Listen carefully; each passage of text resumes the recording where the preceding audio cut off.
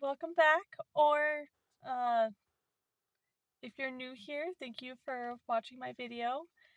I am currently in the works of making a series where I talk about fandoms that I've been a part of from since I was very, very little up to today, basically. Fandoms I'm a part of now. And the one I'm talking about this time is Powerpuff Girls. So obviously, I am a girl, and I was born a girl for my entire life. So, a big influence that my parents have had on me has been my basically stuff that they showed me. And this is still in that phase era where I don't really get to pick and choose of the things that I find that make me excited in life. But this one, I have to talk about it because it's done a lot. So again, I didn't have channel. I didn't get to see Cartoon Network and see like the constant updates. What happened was my parents would buy DVDs and then basically have constant rewatch. So I'm not sure which season it was, but it was one of the big seasons, and I rewatched it all over again constantly, and I loved it. There was the cool tomboy. There was the cutesy girl the cutesy bubbly girl, which is Bubbles, which at first I was like, yeah, whatever, Bubbles. But then later, with the hardcore episode, that that made me just love her like 1,000 times more because I I was in a similar boat too of just people underestimating me, and then I've always wanted to have my basically I guess my villain arc or I go hardcore, and so and then Blossom, who is basically the leader, and uh I liked her because she had long uh red hair, but for I was able to convince myself that my hair was similar enough that I could see myself in her shoes. So that that was a big part. Just rewatching DVDs of I think it was just like 2 or 3 DVDs that we had, and then later on, one of our neighbors had a video game of Powerpuff Girls stuff, and it was maths, a bit of science, and other stuff, and I absolutely loved it. I uh, my family was big on school and making sure that we were all very educated, and so the video games just made it more fun and easy to actually learn different stuff, and because of it, I got much more better at math. Like I'm pretty sure that math then helped me to be able to not just see math as a nuisance and actually try to learn. Science, I guess less so because I had a terrible teacher in the future, but it did warm me up to STEM stuff, which is great. Um, then uh, later on, we were able to go through the internet to find Cartoon Network and how they had a website, and I constantly played whenever I could get on the computer. I played the Powerpuff Girls mini games that they had on there, and that definitely when I was a little girl, I'd uh, I'd find odd games, and I would basically be a hardcore gamer. And now I feel like I've dramatically, unintentionally separated myself from gaming, but that's because I have other projects I want to work on. So until I get my until I feel like I've made it with the other stuff that I'm working on, I do plan on getting back into gaming. And hello there. bringing you down with me so you can see uh, my face and not family around me. And where was I going with this? Yeah, I played a lot of Powerpuff Girl video games, and that's one of the big things that helped me get into gaming. Then later along the line, I got friends, and uh, with these friends, we once had to do like a I'm not it wasn't a musical, but it was like a talent show of some kind, and we're very little kids. And I dressed up as Blossom.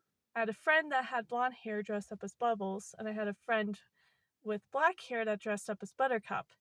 And the both of them basically were crying for the attention, basically to be the leader. And they were like, I want to be the leader. I want to be the leader. And they're on both the sides. So they're saying on their side, that's like the leader position. Like, this is where like the main person stands. And it was just funny to me, and it stuck with me because I was in the middle. I didn't necessarily want to be the leader. I wanted to perform and do the dance and do because we were going to be doing a song and dancing to the song in Powerpuff Girl outfits. And Blossom is the leader in the legitimate show, and I actually stepped up as the leader within my friend group.